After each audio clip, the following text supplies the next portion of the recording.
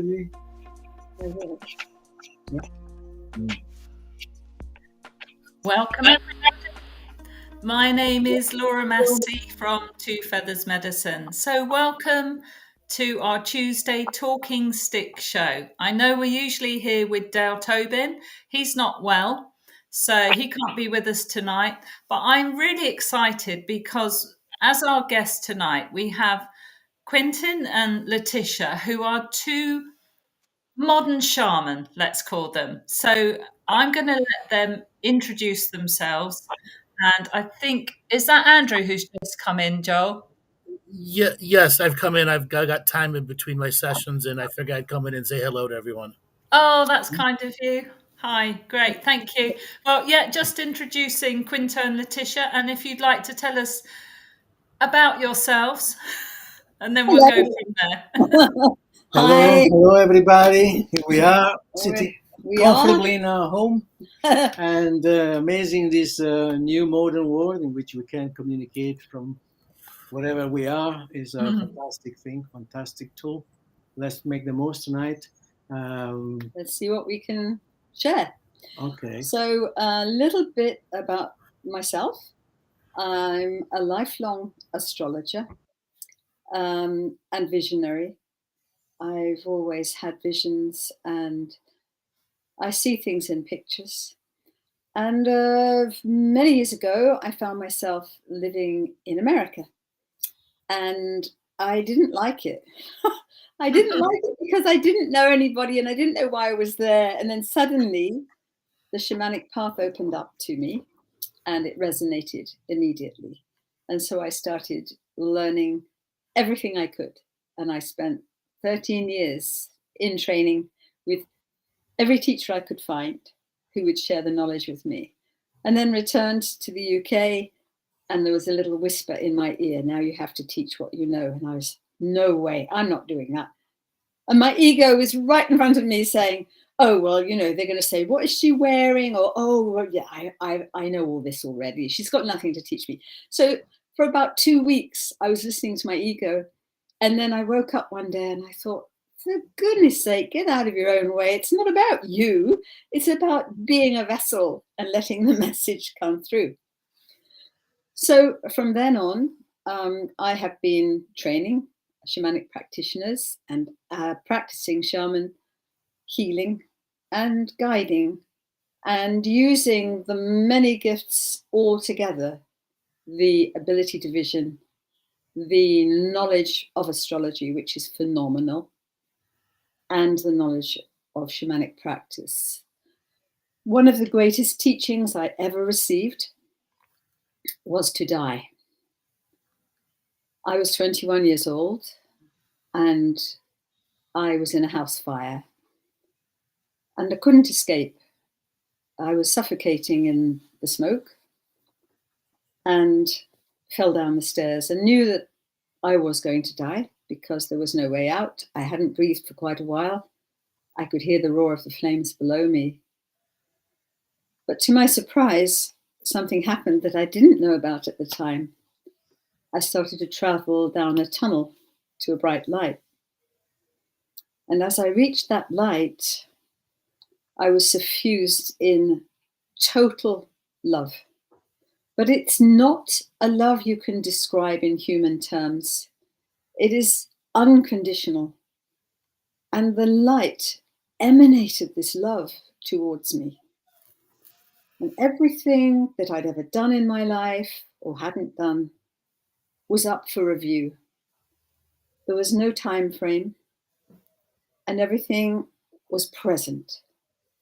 And I judged myself. Oh, I didn't do what I was going to do. Or I did that and I wish I hadn't done it. And I felt almost to this amount of love coming towards me. I've let you down in some way. But there was no judgment of me by the light. I was judging myself. All the light was doing was giving me unconditional love. The next thing that happened was I was in a garden. It was beautiful. In every way, the lights, the colors, the crispness of the outlines. And then I was aware of beings of light, small versions of the light, who were standing by, human souls waiting to come in, who were choosing their next incarnation. And it taught me, there is lots of detail I can go into, but it taught me that we choose our life and we choose our lessons. We even select and invite the souls who will play the roles for us on the stage of our lives. So now I'm with my beloved Quinto, and we work together as healers, and it is our life's work. And I just love more than anything to share the knowledge and help people who feel lost in some way to re-empower them. I got a question. How did your body get out of the fire? It's a good one.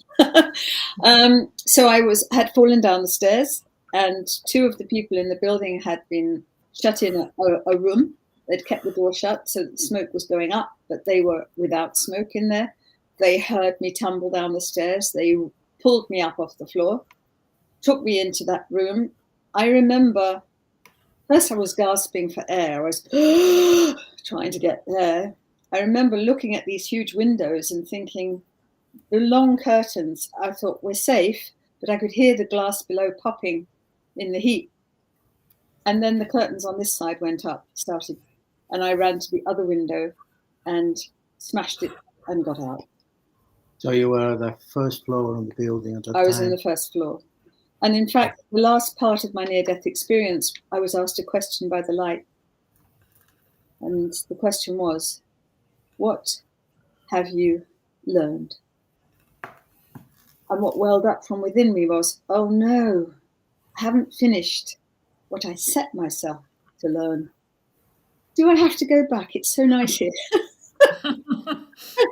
But yeah, I still got things to learn. I'm still here. So basically all that experience, the last now took like, I don't know, 5 minutes to enroll. It took like probably, 30 seconds, the time you rolled down by... Yeah, the time it takes to fall down a flight of stairs, basically. Basically. There was time, it felt like forever. But that's... Andrew would have had a lot of near-death. That's a near-death experience, isn't it? Oh, 100%. Yeah, the unconditional love. You went through what's called a temporary life review. You already knew you were going to go back, some part of you. Yeah. Hadn't fully accepted death, but you needed to see the unlimited perspective of love. Absolutely. And I needed to see human souls choosing their incarnation and making soul agreements with other souls. The key parts that made the shamanic life easier to understand for you. So right. And afterwards, I started to become aware of maybe a magazine article or a book about near-death experiences. And then I realized that's what I'd had. And I thought, well, why me? Why ordinary me gets to see what happens when you die, whereas most people don't till the day they die. And it started to dawn on me as clients would come for astrology who were either dying, had just lost somebody, or had a great fear of death. So I knew that I was to help them understand and give them reassurance. You were empowered to be a catalyst in their life. This was beautiful. Mm-hmm. I'm so grateful. So why do people generally go through near-death experiences, Andrew? Is there no cookie cutter answer, or is it for this sort of reason? So all near-death experiences are planned before the birth. Mm-hmm. Some of them can be delayed if you continue doing your good work. Others have no ifs, ands, or buts. It's happening on this date and this time, no matter how good your life is going. And then there are other ones that it is a very slow process of deeper depression, and the life review comes through in your deep depression, and it depends on how you reject it. And if you reject it, you'll have that near-death experience because the ego won't allow you death. And those are some of the harsher ones that can come, and those are to break solid, hardened lifetimes of pain so that the unlimited love can melt away some of the traumatized self experiences so that you can flip the frequency on the negative karma and get back to the grander soul journey. Again, that would have been a planned lifetime, though. The soul knows it's incarnating a human with a name and a life and a journey, and that journey is going to be challenging, but it's going to be a marker stone in the soul's grander experience. And many souls who are going to come into the future are going to look back to that one lifetime and the harshness that it went through, but the victories and triumphs also. It's a special teacher spirit in the grander journey of, thousands of years of thousands of lifetimes of living. Certainly, the near-death experience was the greatest teaching I ever received. On another level, having seen that we plan our life before we come and we choose our lessons, I'm guessing I chose it, planned it, and it happened on time. Yeah. But of course, the planning is what I call as part of the journey, where the fetus in the womb creates the infinite perspective. It'll play out dozens and hundreds or thousands of options that only by your free will you change your path. Okay? Let's say you're destined to be a doctor and you have a terrible breakup and you don't finish doctoring school and you end up married with children, but your first child becomes a doctor later. There is a difference where the fetus had a plan B, a plan C, a plan D, a plan E, all of those things woven into potential choice of reality. Okay? And then there are things like drugs and alcohol that completely take people off of their journey. But those two are part of the potential choices that are out there. There are things that are baked in. Who's my third grade teacher that it's going to remind me that education is important and to not poo-poo it? Who's going to be my first love? Who's going to teach me the lessons of human and sexual love? Some of those things, those are necessary we bring in from dozens of other lifetimes because we know them to be a powerful light that will make an impact on our grander memories. Yes, the other thing that will bring us to modern shamanism, won't it? Even saying "aho." I say it a lot too. I know that there's an organization called the Mankind Project, and we were with some people at the weekend at a retreat. And this guy, he belongs to this Mankind Project, which has helped a lot of men. And I know they have used a talking stick, and I know they use the word "aho" and something else. And apparently, certain people have told them they mustn't because it's sacred, and they're using other, sacred tools that shouldn't be just bandied around. So, Well, I understand both points of view. Mm-hmm. Every culture has their own sacred concepts.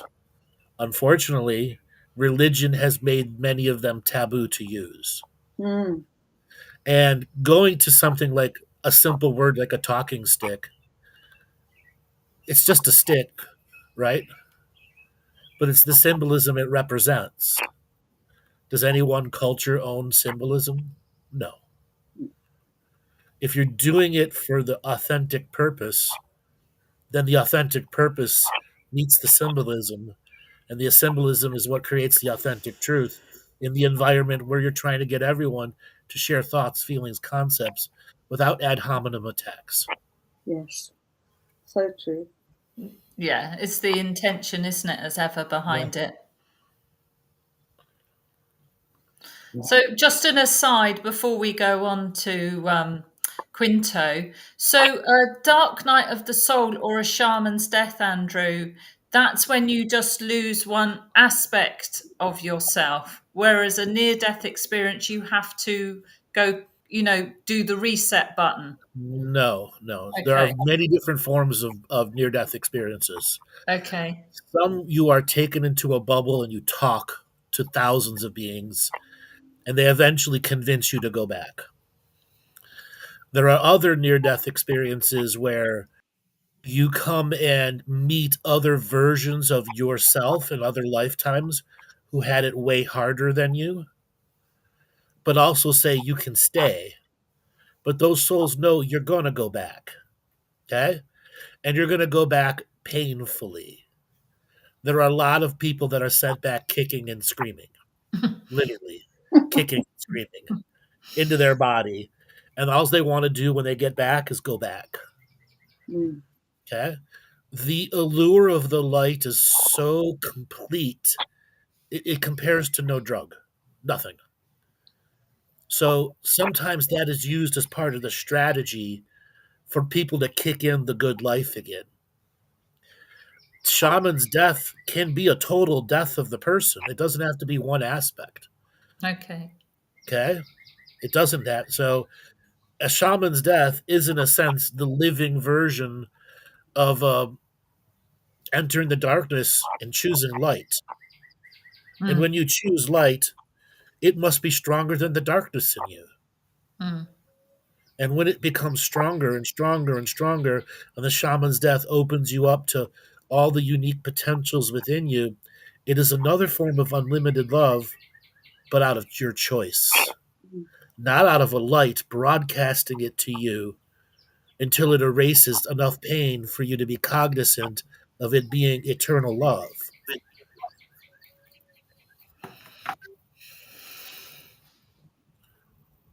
Sorry. I suddenly can't hear Anna anymore. No, I think that it gets a bit choppy sometimes, Andrew's connection. Quinto, tell us your story. Yeah, well, okay. Well, she's been lucky enough to have one near-death experience. I've been lucky enough to have thousands of near-life experience because my early life, it was a completely like a fish out of water. I was completely lost. I born in a very poor environment in a family where aggressivity and violence was very present, and a lot of lies. It was a nightmare. Even though I had the chance to live my childhood and experience friendship, joy, and playfulness, I was lost in the sense that I could not understand anything of the world I was living into. And that took me to experience a lot of drugs, of years of completely, I'm going to try everything. I'm alone in this world. I have to try everything in order to experience, because I understand that the meaningfulness of the experience, of physical experience. So I translate all that into, I'm going to try this drug, I'm going to try that drug, I'm going to try. And then I went completely off that because I went into therapy and tried to understand the pattern, how the mind can play tricks on us, how habit and beliefs can allow us to filter reality in a way that we hardly can perceive what's going on outside of ourselves. And now and then we can go in this kind of dimension in which everything looks so unreal. And so I went through 6 years of psychotherapies, and then I met during those psychotherapies years the Incas cosmogonies. And we had a trainer, Americo Java, coming to Ferrara, my little Italian town. And he literally, we did a simple technique, and he was exchanging energy back to back, me and this unknown woman, and giving. He was saying this shaman was saying, giving energy, giving. They divide the world in three different. The Inca The tradition. Incas, yes, they talk about the Anak Pacha, that is high level, the mind, the Kai Pacha, that is the present, your heart, and the Uku Pacha, that is the past, and also your solar place, your point. And so we were exchanging energy in those three levels of our body. And at the end, it took 5 minutes. I give energy to this girl, and then the shaman say, okay, now you receive, Quinto. And to the girl say, now you give. We were back to back, and basically she gave me energy. And for me, it was all about breath. While I was breathing out, I was imagining to release energy from my head, from my heart, and from my solar plexus. And when then I did have to receive, I thought like, okay, when I breathe in, I imagine to receive this energy. Anyway, that was like 5 minutes of energetic exchange. And then we said, okay, he said, it's finished, you can turn around. And that was the last things of the evening. And I turned around and I hugged this woman. And I was like, a big amount of love. I felt love. With this woman that I never met, I didn't even know the name. And that for me was the beginning of I was 31 years old, the beginning of my path towards shamanism. Because it's like, I don't know this person. Mind, why we put our mind, why we always have to kind of understand who we can give love, who can we trust to give love. Because I didn't know, I didn't need my mind. Love is not to that level. So we don't need to think. We don't need to be in our mind when or if we want to connect to this kind of brain. Because this kind of brain is autonomous and we can find it anywhere in nature. And that for me, I went home that night and I in my little flat, and as soon as I opened the door of my flat and I went in, I saw these windows opening on the nature, and I saw trees, birds, and I felt like, oh, and I start crying.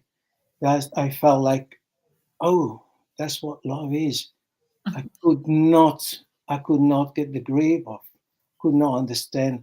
And from that moment I started to work in nature. We were going meditating, talking with the trees, using kuja stones to do healing, speaking with the rivers, with the Taita Inti. And so we have Andrew. Andrew's going off. Is going off. So bye, Andrew. Thanks for coming. Bye, Andrew. Yeah, he's got a session. It was nice talking to you. I look forward to another moment where I could get to talk to you guys a little bit further. Okay. So nice. Sorry you're busy. Sorry you're busy, but happy that you are busy in the same time. Thanks, Andrew. So, Carry on, Quinto. That was the beginning of my shamanic world, and I learned a lot to connect. And we were doing a lot of dispatches at the time. There was the war in Yugoslavia. We were doing offer for that war to come down, to go back to peace, because we don't understand. We never understood why there's always need for us to kill each other. So that was a big time.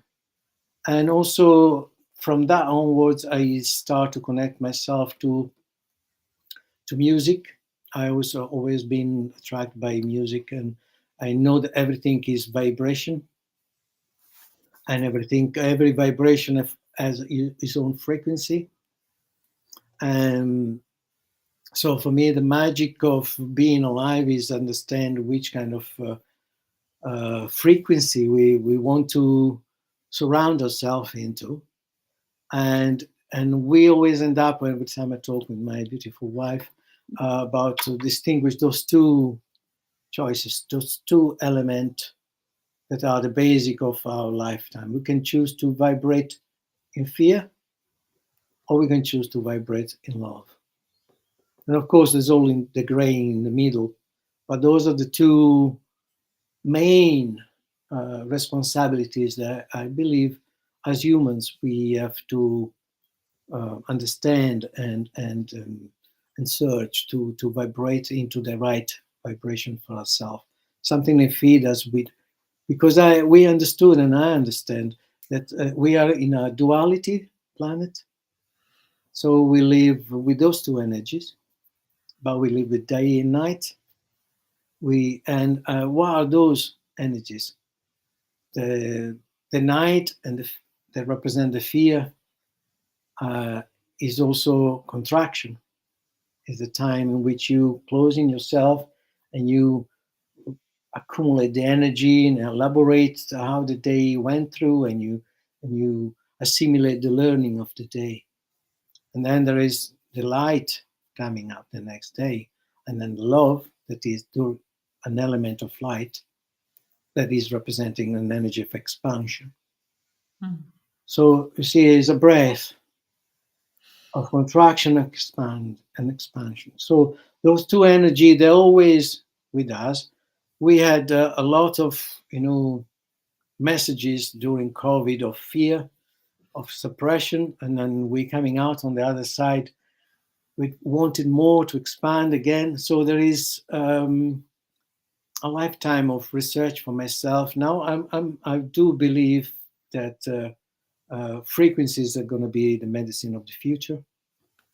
I'm extremely confident that human beings, they're going to stop one day to use drugs, medications of any kind, and any pills, because with frequencies you can have your DVD. Try to imagine you got your DVD with the frequencies of anything, vitamin C, vitamin B, all the things that homeopathically we already take, but sound, with frequencies. You got your DVD with all these medicines, or just a download nowadays. Or download. You got a lack of that in your body, or you feel like you need to resonate with the other thing, or you got whatever illness or a pathology you have. You can stimulate your body really to retune with those frequencies that are missing. Because in the shamanic understanding, there is all illness that are based on some kind of imbalance. We have realized over the many years and thousands of clients or patients that we've had that it always comes down to one thing. You can distill everything complicated down to something very simple. And whether their problem is mental, emotional, physical, or spiritual, it's always caused by loss of power. So when people lose their power, their innate power, and there are many, many causes of this. And one of the causes that I'm very conscious of as a result of my near-death experience, as a result of understanding we choose our lessons, one of the causes of loss of power is a sense of victimhood, that things are happening randomly and you have no control, and then you feel powerless. Yeah, you choose also to give away your power. Of course, most of the time unconsciously. It's not a conscious something that happened and you are aware of. Yes, we choose to give, but also there is a kind of a lot of training. We're grown in a society that needs soldiers and followers, and that's why they train us to sit down when they wanted to sit down, study geography on Monday morning at 9 o'clock when we probably want to do something else in that moment.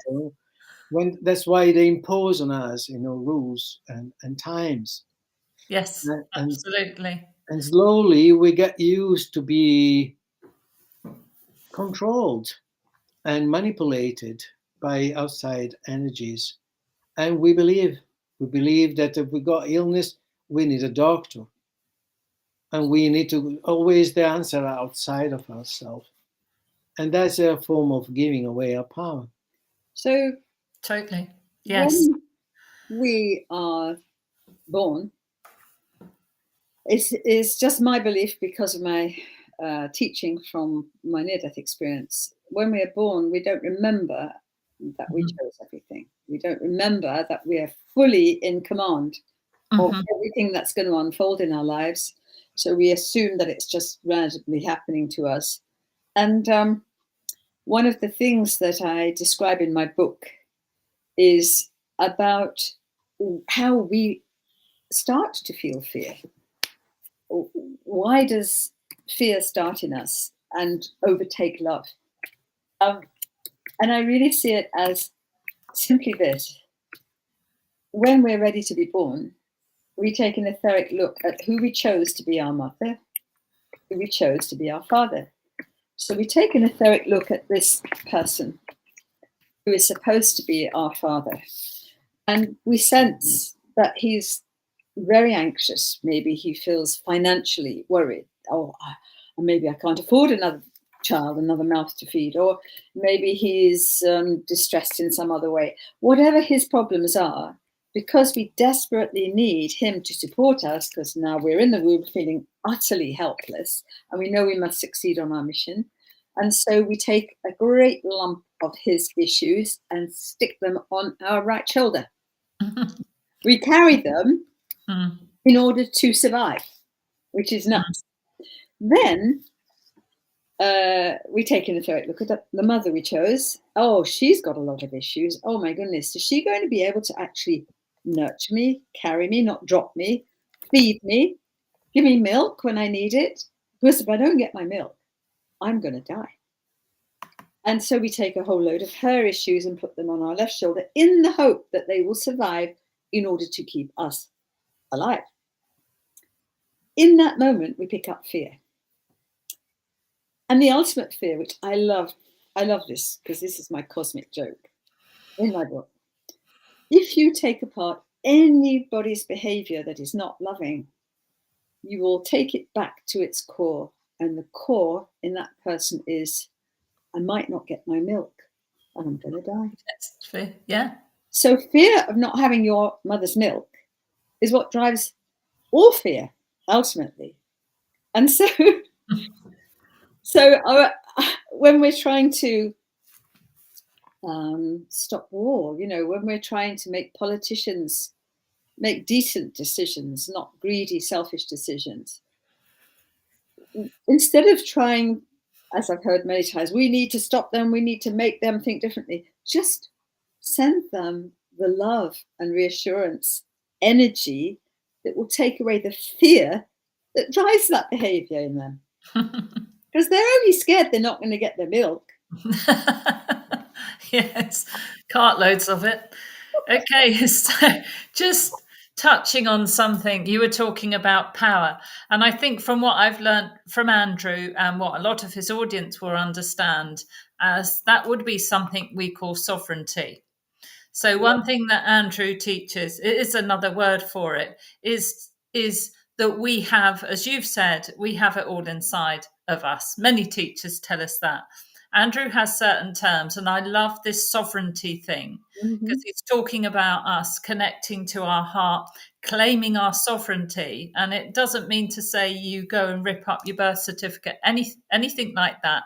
You can do it all in the unseen world through, prayers and revocations, living close to the earth and so on, living a much more, if you like, let's say a shamanic style life on a route to self-empowerment and self-mastery.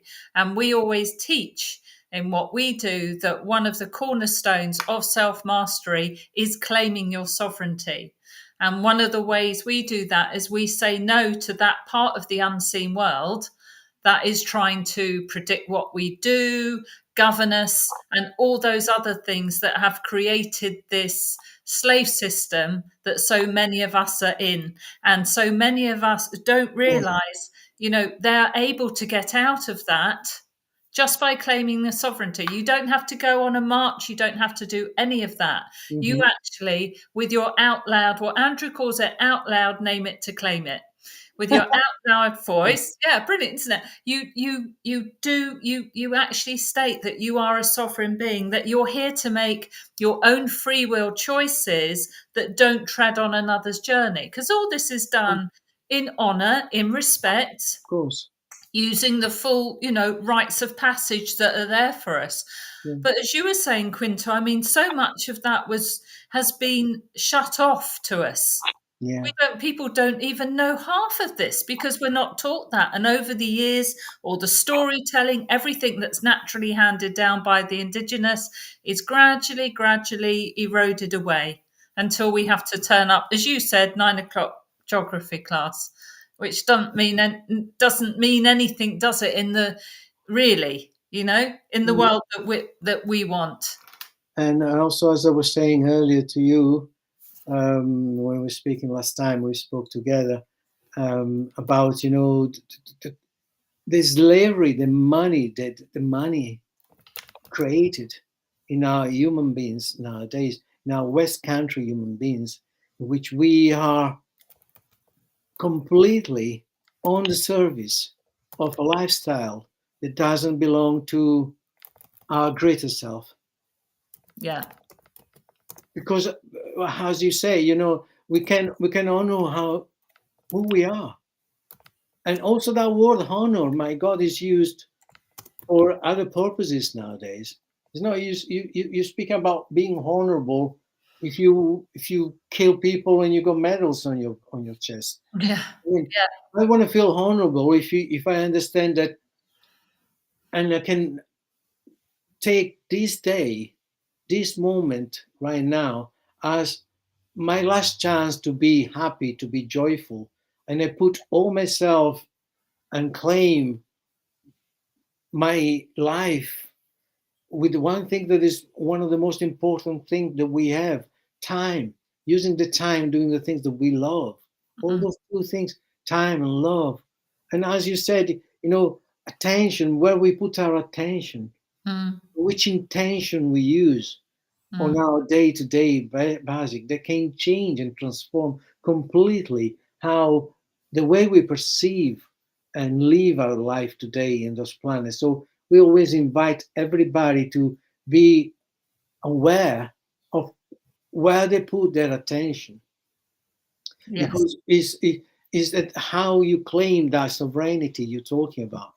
You claim it when you are honoring who you are, when you are fulfilling your playfulness, your joyfulness, when you give yourself time to connect to who you really are. And if you are working 8 hours in an office doing something that doesn't feed your soul or doesn't make you happy, you're selling yourself. And now there's a lot of us slaved of that, selling themselves for that coins, the amount of money that kind of allow you to pay for your needs in life. But the problem with people who are on that mouse wheel going round and round is that there's got to be an equal and opposite reaction. So giving yourself away means that when you're not giving yourself away, you're desperate to reclaim stuff for yourself. So you'll either hit the bottle or,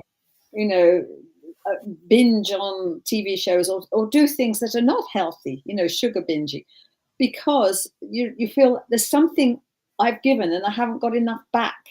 So for me, it does boil down to, are you driven by fear? And if you are, have a look at it. Is it the fear that you won't get your milk? Yes. There's definitely this. Well, I love it because you two come across as joyous. And that's one thing that is missing so much is this lack of joy. And this thing about what you were saying about the word honor, so many words have been weaponized and perverted to start with. So, and gradually, with all that background going on, our joy, our natural joy from the connection to nature, from the connection to earth, and as you were saying, all the hours spent in the office and so on, just erodes that joy. So I feel part of getting onto what modern shaman will do in the modern shaman in a modern world is in some ways to help people recapture that joy. Okay, on a path to sovereignty, on a path to self-empowerment. But a big part of that has got to be that joy, because with the joy, you can outcreate the fear. You don't have to battle fear, do you, Leticia? You can like you don't battle governments, you outcreate with new energies the whole time, like you two are doing. And I guess, what sort of things do you two use, like ceremonies and so on in your creation? The first things for me that for us we recommend to everybody, and since we're alive and people is gonna want to have some suggestion, okay, we understand from the concept. We start from the concept that we are disconnected as human beings. We live in boxes. Okay, we are in a small 4 walls and a roof and a floor box, and then from that box we go in a car that is another box, and we go to work and there is another box, office, whatever you, and we lived completely disconnected from nature. So the first things that we suggest to people is just really important. It's crucial to give yourself time to reconnect to reality. Get out of your box, of your boxes, and get into nature, because the real world is there. Yes.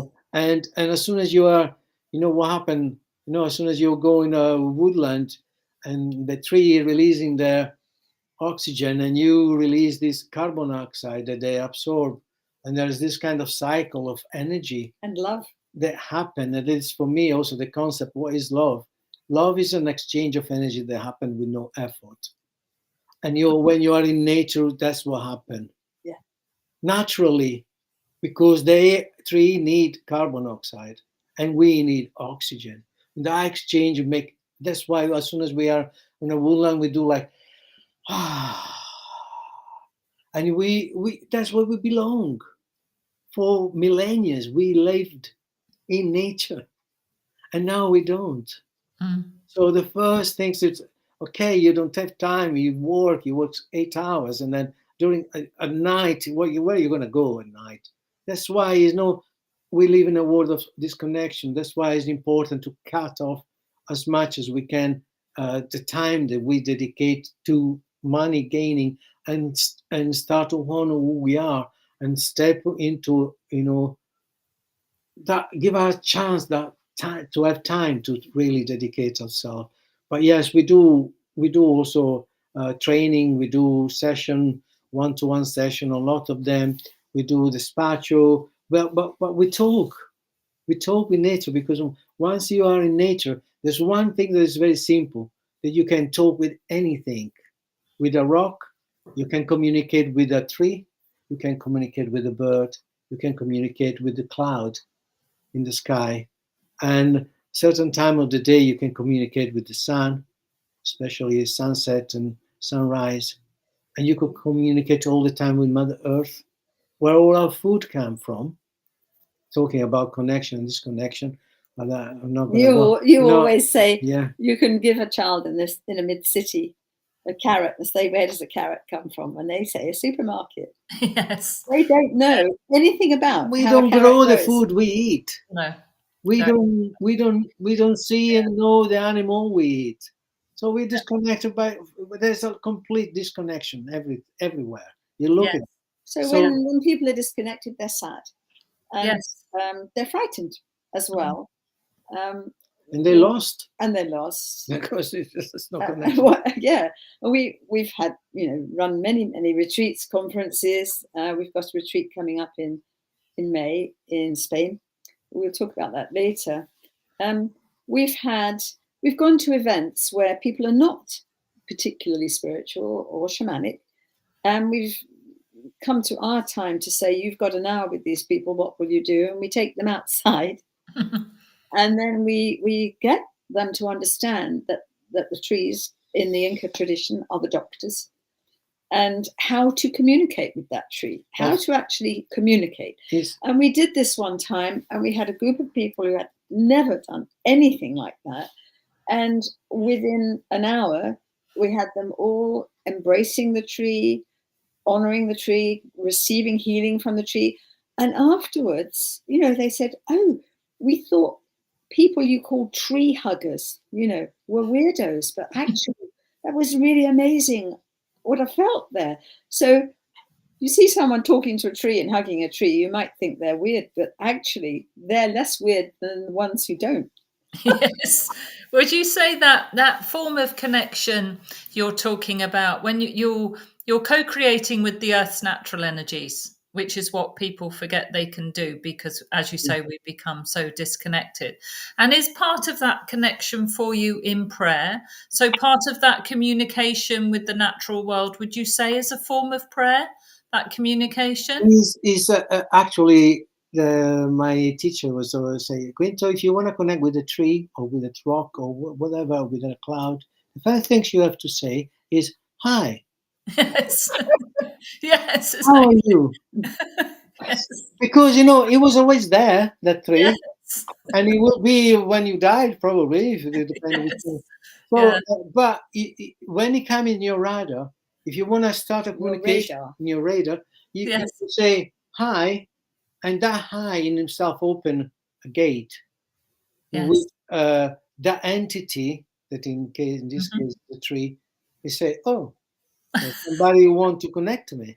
Yes. And we normally pass by, but we don't.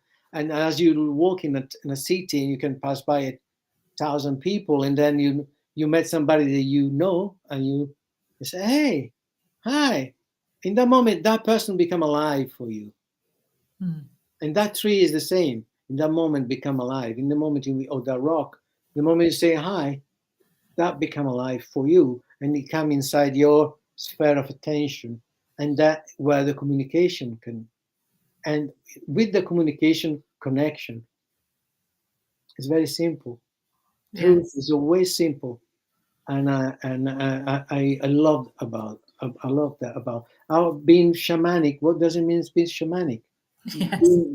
Means being able to understand that you can co-create, as you I would like to use the same word you use, your day-to-day life, and you can do it in a simple way. Just go in nature and start to communicate, but also understanding that there's no like, again, I'm sorry to say, but it's not like the life that teaches, in which there's always competition. Oh, no hierarchy. There's no up and down. There's no like that. No, Yeah. we're all equal. Yeah. This competition is like, it's not real. Yeah. No, Leticia says always when she did astrology, she said, I did thousands of horoscopes, and I never saw a person that was less than 100%, or a person that was more than 100%. Yeah. We are, okay? Yeah. And there's no, it can be fat, tall, or small, it can be whatever, white, yellow, whatever. It's me, is who I am, and I'm 100% me. And I can embrace that humble with humility, and I'm equal to everybody else. And it's not because I think there's a joy in that, because people are so afraid that they're not enough, or that they've got to compare or compete or keep up with, or somehow be enough to be good enough. They're not in their sovereignty.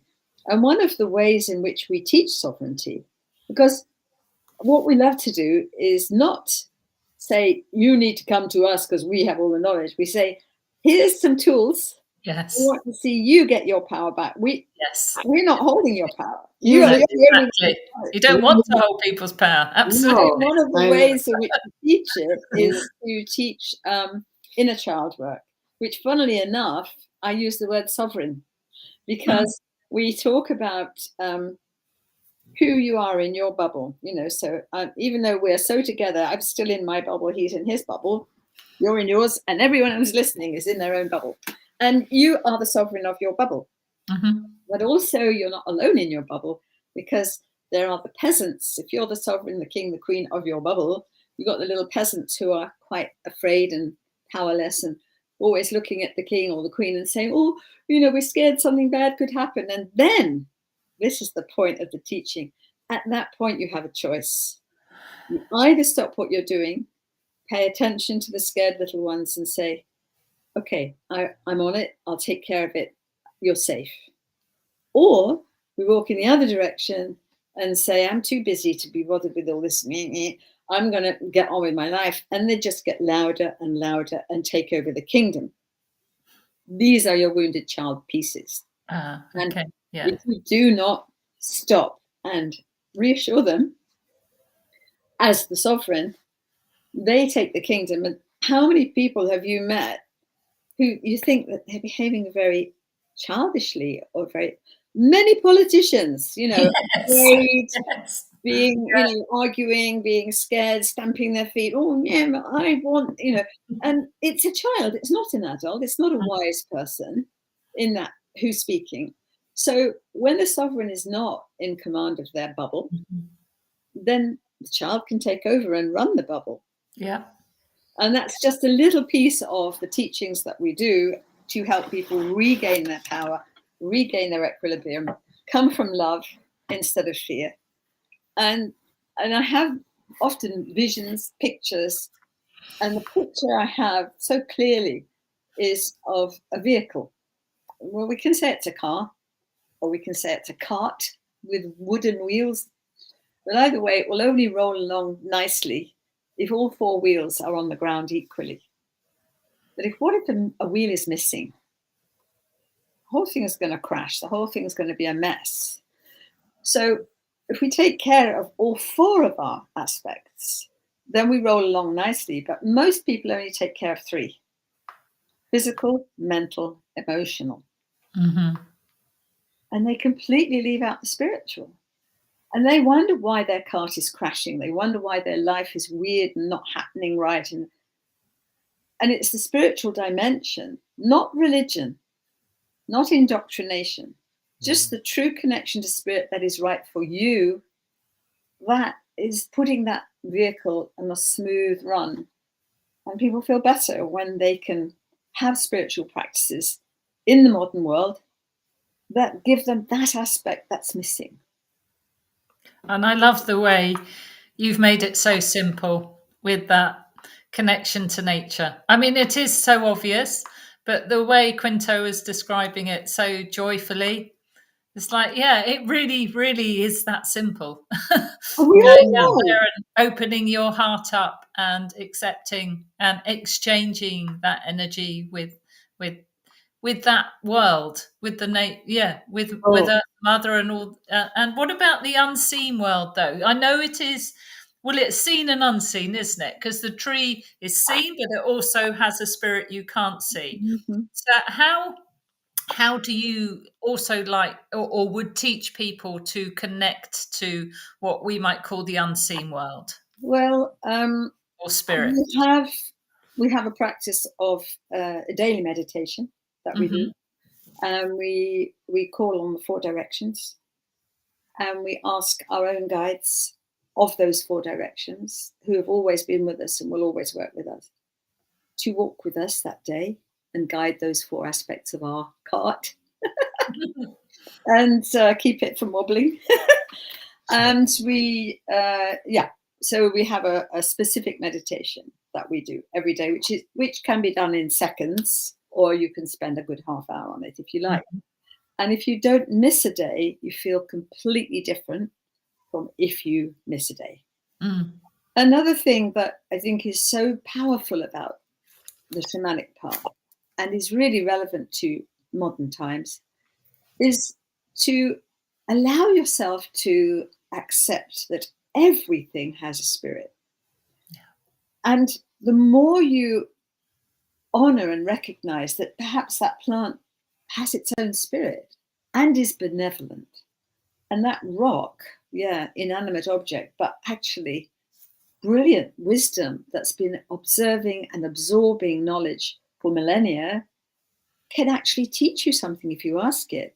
And so I remember when I first trained shamanically a long, long time ago, and I wanted to know what was the right herb I had a sinus infection.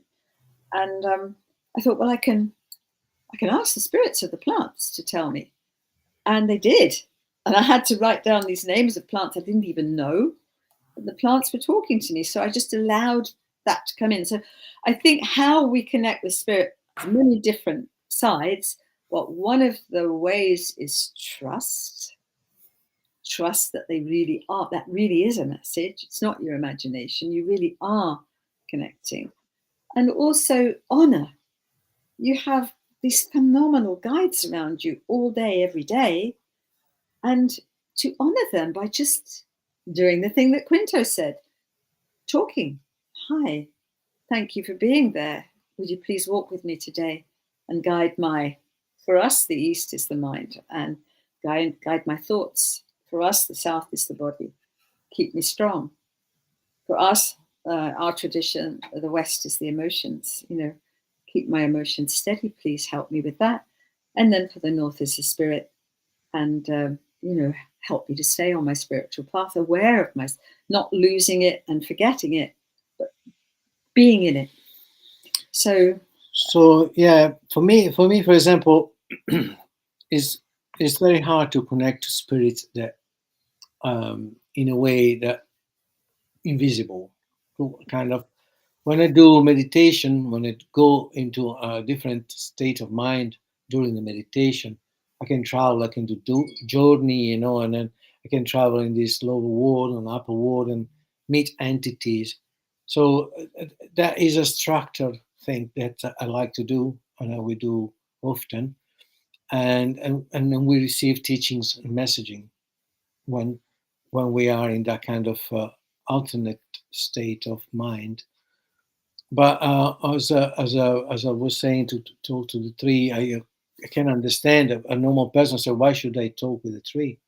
Because I mean, why? And in the ancient Incas cosmogony traditions, the trees, as Leticia was saying, they are the doctors. And we teach meditation, but they're very easy. Anybody can do it. You have to hug a tree. But why you have to hug a tree? Because the doctor has to scan you. And if you have the third eye, your heart and your solar plex attached to the tree, and allow it, in that moment you say, hi, you present yourself, hi, I'm here to receive healing from you. Please help me with whatever situation you're dealing with, you need help. And then humble with your humility, you go and hug the tree and allow him to scan with these 3 points of your body connected to the tree. And then you wait. And then there's the trust come in when you feel like, oh, you can communicate emotionally, you can keep talking to the doctor about your problem while you're hanging it. And then when you finish and when you feel that he's finished, then the healing time is coming. And the healing time is very easy to happen. And the only things you have to do, you have to sit with your back on the tree. So be sure your head, all your spine cord, they're all aligned with the tree. And you sit, and that is the moment in which the tree is giving you back the healing. And that is a meditation that anybody can do easily, and go to the doctor, go and visit the doctor. It's a fantastic technique, and it's the beginning. And for me, it was the beginning when I did it 30 years ago of the opening of the connection with the real world. The real world. Beautiful. The real world. And that one, and then you can do it with stones. Rivers have got fantastic rocks. They're all smooth. On the sea, you can find rocks.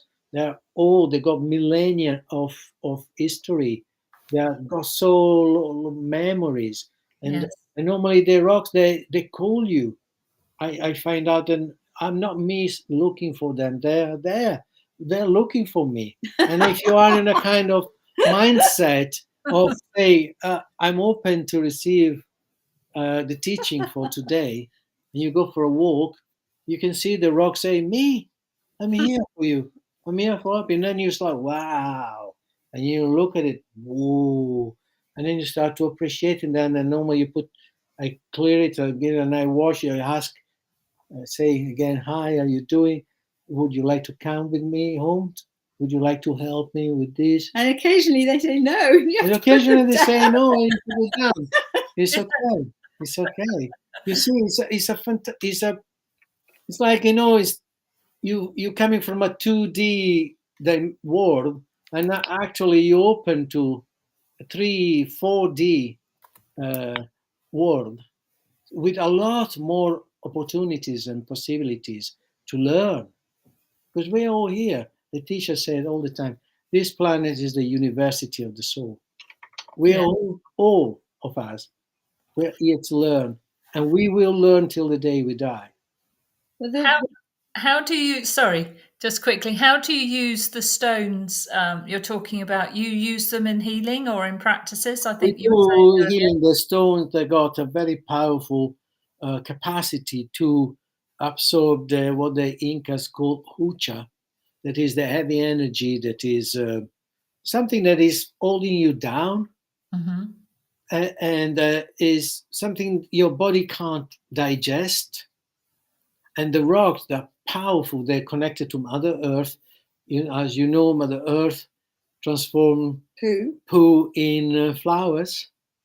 So all our bad energy is food for the Mother Earth. So the rocks are Mother Earth priests.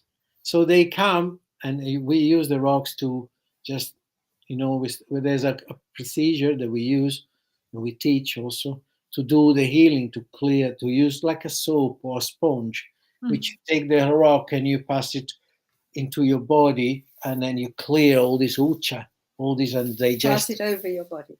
And you put it down, give it down, always from the top to the bottom of your feet, going to Mother Earth, giving to Mother Earth, and then wait while the stones clear all the heavy energy.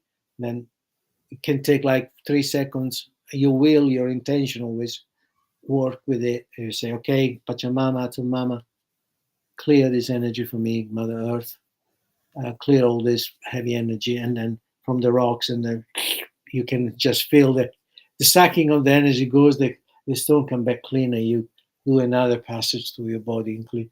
And we do this to each other when we have students, they share this technique. And so there's a lot of, and also you can meditate. There's some rocks I used to sleep, put under my pillow because I need, help on my dream. Or there's some of them that I like to put them on my third eyes because I like to communicate with them. There's a lot of way you can. It's trusting your feelings, your guts. You can also take a rock and use it for divination. So if you have a question you can't answer, you can ask the rock in 4 different directions, or you can ask the rock for past, present, future. So you can gaze, and as you gaze, you start to see images, and those images give you clues to the answer. So learning to interpret such clues, learning to trust your intuition or your connection to the other realms is about connecting to the other realms. And in astrology, a fascinating thing, because I can see from a person's chart an exact description of their characteristics and also their life plan, the plan they made before they incarnated. It's all there on the astrology map. And when I'm looking at that, I can see what's going on for that person. Are they able to channel or are they not? Are they someone who finds it easy to connect with spirit or difficult? And so we are all different. And it's not something to say, oh, well, you can't do it the way I can do it, therefore you're no good at it. No, it's more like, oh, I honor you because you're that way. And I honor me because I'm this way. And I think one of the greatest teachings of having done so many charts over the years is to see how everybody's perfect as they are. And I think one of the greatest joys is to show someone, here's your chart, and remind them they can love themselves as they are, which then eradicates the fear. Yeah. I'm talking about this. I would like to, I don't know how many followers we have, but we will have probably people looking to, whoever is listening at this video. I would like to tell you something very important. There never was, and there never will be one human being exactly like you. Your uniqueness, your unicity is what make you valuable for my Earth, for all of us. You are a unique human being, and you're perfectly imperfect as all of us. And you always will be the same. So honor who you are, love who you are. You're really important for each one of us. Yes. And everybody that's tell you the opposite of what I'm telling you is lying to you. Because that's the truth. There's never. So you got a big responsibility, big, to honor and love and care about that person you are today. Yeah. Enjoy that and go deep to understand who you really are. Ask yourself, what do you love to do? And then do it. And then spend time using that magical opportunity you have every single day to choose how you're spending your day. As much as you can to honor and love who you are and that uniqueness. Please, you got a task, you got a job, get on with it. And know that even though you may criticize yourself, in actual fact, you are perfect exactly as you are. Yeah. Because this is the you that you chose to be. This is the journey you chose to take, and you're on it. And it's fantastic because you are doing it, the very thing that you chose to do. You chose to come, you chose to go through. And when you go through difficult times, just instead of feeling something's happened to me, stand up and say, bring it on. I came to learn. Here's a lesson. What am I learning from this? What's the great teaching here? And then move through it. And then realize you've gained resources for the next lesson.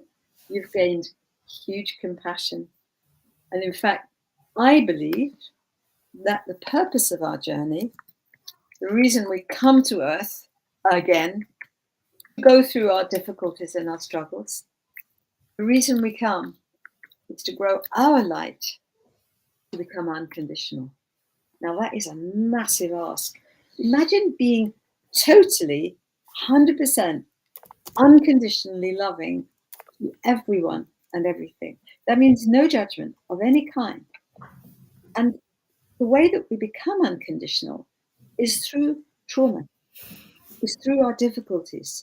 So if you've been through a really difficult breakup in a relationship, then you meet someone going through a breakup.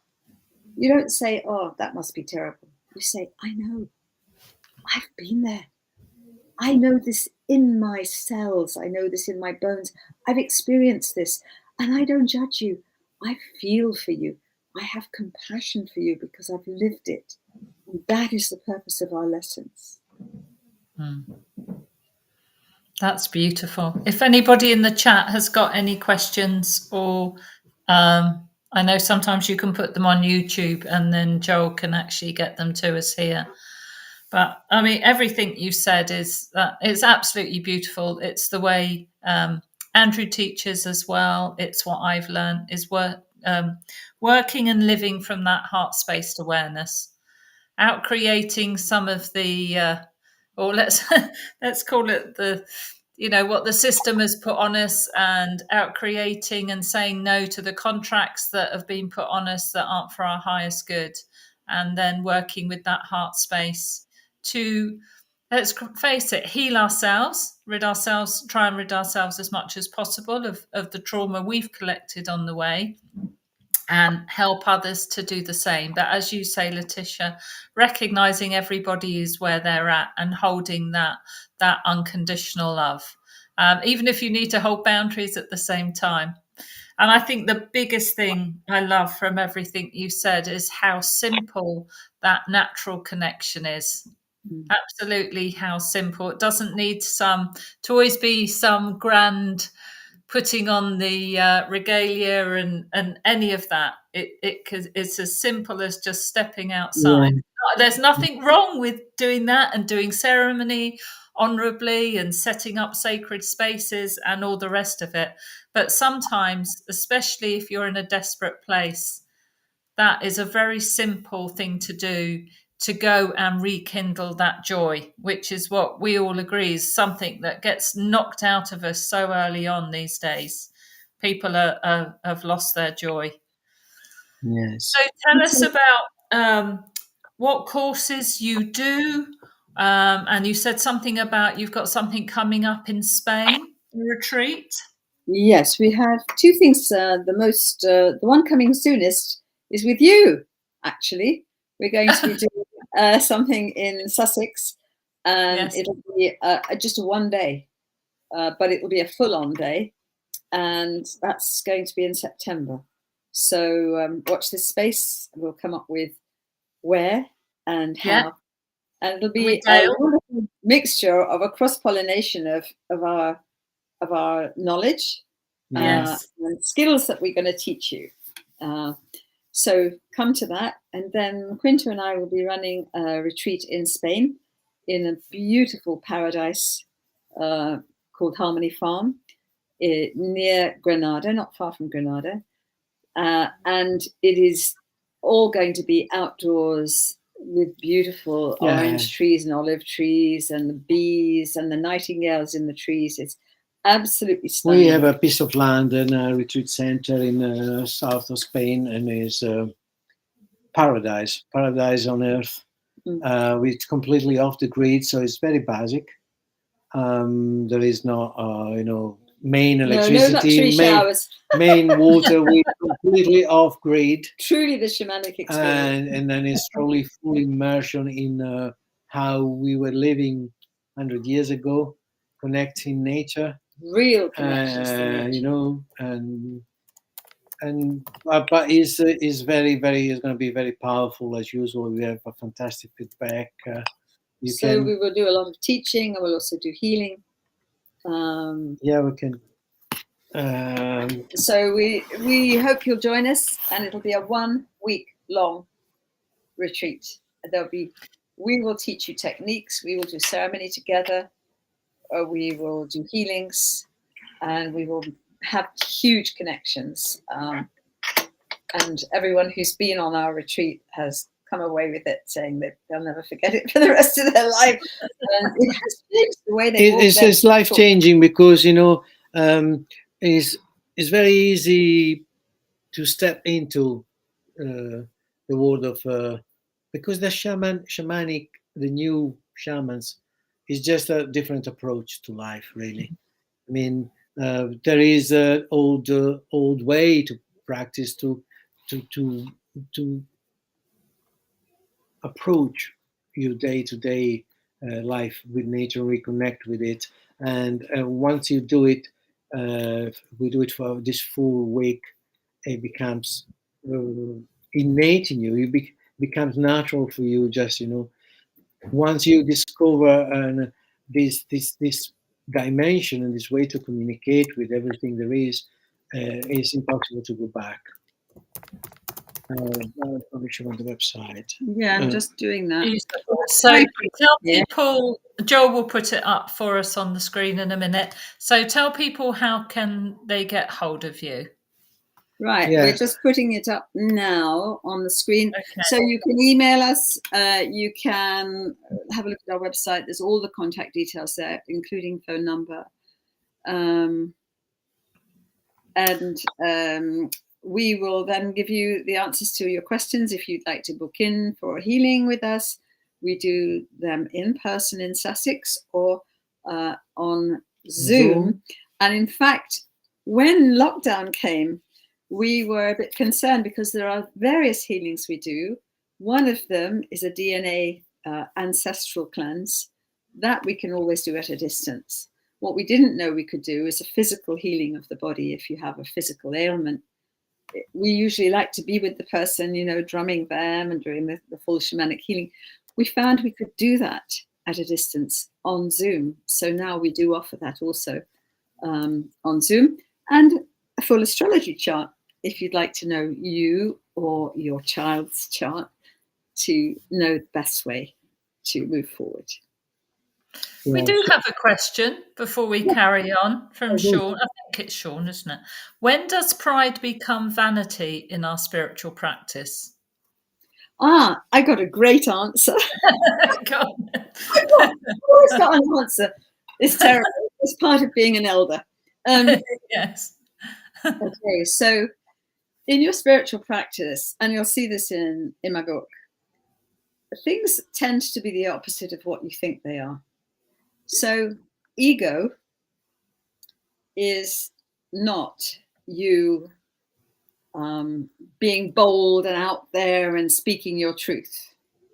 Ego is you being shy and saying, oh, I don't know, what if they don't like the way I'm saying this? That's your ego standing in front of you. Your ego moves aside, you allow the truth to come through you, allow the messages to come through you. So that's not vanity, that's allowing and being. Vanity I equate with shyness or self-consciousness. What do they think of me? Do they think I'm great? That is your ego, and it's just gets in the way. And ego can manifest in the form of fear, can manifest in the form of anxiety, can manifest in the form of boastfulness, can manifest in the form of showing off. So it's whether you're coming from your authentic self or whether your ego stepped in front. And is sabotaging you, in fact. So vanity is your ego. For me, the simple answer is we got two brains. One is here, and one is down here. If you think that you are practicing and whatever you do, you is coming from this brain, I think you have to reconsider yourself, because of course we always look for something we need to gain out of what we're doing. And I understand your question. It can be quite tricky sometimes, because you think like, oh, what am I gaining here? Okay. But there's also something else that, the unconditional love that Leticia met, that light of unconditional love, there was no judgment. No. And if you step into judgment, you are abandoning this mind and you come into this mind. So you have to be aware, be attentive, and in the moment in which you step to judge also yourself, and criticize yourself, then you have to ask yourself, why am I judging myself? And whose voice is it? Yeah, who's It's not the talking? sovereign. It's not the sovereign. When you teach your when I teach the inner child work, I don't just say there's a little child in your kingdom. There's also these finger wagging. Oh, you shouldn't, or you didn't, and that is also part of your kingdom to put in their place, and so those that you are can be your sovereign critical parents. But for the king or the queen, they're the saboteurs. They sabotage you. Yeah, but no, but they're there. They pay to serve the queen. Yeah, I mean, if you're the king or queen of your kingdom, and you've got the peasants who are scared and need reassurance and need attention, so you got, and you've fears. Also got these little voices in your head, like, you're useless at that. Oh, why did you do that? Oh, you made a mistake there, didn't you? You're never going to get it right. Me. The little voices. As the sovereign king or queen, you have only one thing to do: silence. Not yes, yeah. We would call them programs. We call them programs a lot of the time that completely take over our lives and so on. And some people run entirely on programs. And one of the things we do with Andrew at our combined healing is help people overcome their programs, which we all have. Yeah. Right. We have another. Well, we have actually. Oh, do you want to show that a moment? Yeah, I want to show that person. You see, there's those three parts of you. One is you in love in your heart, and that's the sovereign. Space. And your pure love. That's what it is. But in your kingdom, there's also your fear part of yourself, your child part of yourself, the peasant of your kingdom, and there's also the critics They are only shame and blame. Yes. And normally, when the fear come in yourself, and you got those ones coming alive, what they do, they trigger the answer from those. So there's a lot of human beings living on a dialogue, constant dialogue between a child part of wounded part of themselves, completely in fear of what's going to happen next to them, and that trigger the critic. They say, "Of course you're alone. You are too horrible, or too insensitive, or too or blah, too blah, proud, and too proud, or too." And so, and their dialogues keep going. Yes. Between fears, and then the kingdom is lost. And the kingdom is lost. And then yeah, the programs talk to each other, and the I am presence, the sovereign I am being, doesn't stand a chance. Well, it's not sovereign. That's the whole thing. Exactly. It's lost its crown. It's lost its sovereignty. And be aware, the vanity comes when you are in that space of not love. Yes. Yeah. So be aware of it. Yes, absolutely. When you come out of heart-spaced awareness.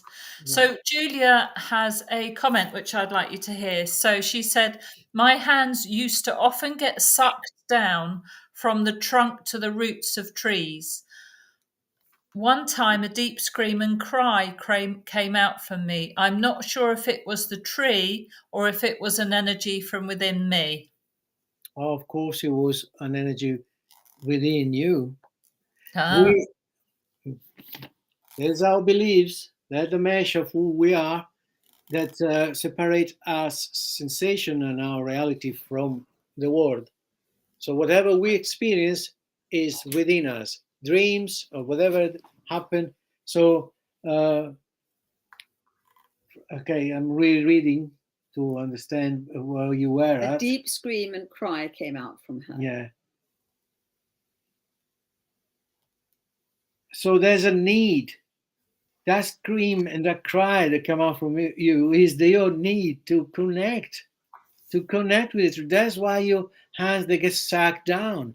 They need to immerse into the earth, to be rebirthed, to reborn to a different you. That's what the screaming and the cry was for you. And that is coming 100% from you, not from the tree. And also stay in awareness, Julia, that if you felt any fear about this, I don't know, you haven't said whether you did, but if you did feel fear, then that's not the sovereign. That's a little child part of you that, oh, what's happening? Oh, but talk with that little girl. Say to her, it's okay.